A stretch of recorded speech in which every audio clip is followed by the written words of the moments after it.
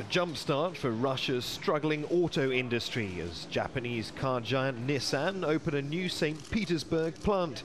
The deal's been driven by the Russian government, with Prime Minister Vladimir Putin at the wheel.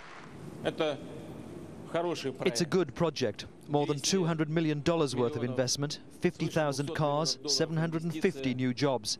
And we have the opportunity to expand. The move comes shortly after it was announced that Opel cars will now be made in Russia.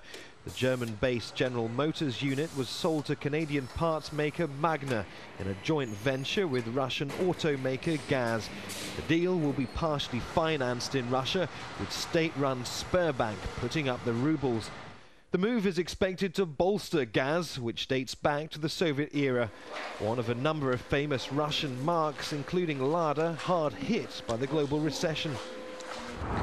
Moscow's busy roads are a testimony to the country's love affair with the car.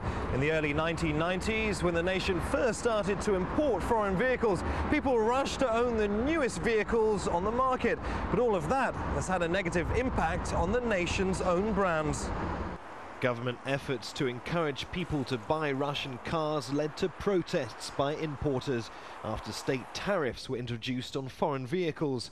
But faced with rising unemployment and the decline of entire car-making regions, the government's been left with little choice.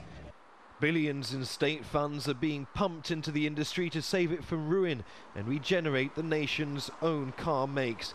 But most Russians are still not impressed. Before, I only drove Russian cars. Help me God from having another one. I had so many problems. They have to make comfortable cars. Look at me. I'm sitting here sweating away. They just simply don't know how to make cars. That's the end of the story.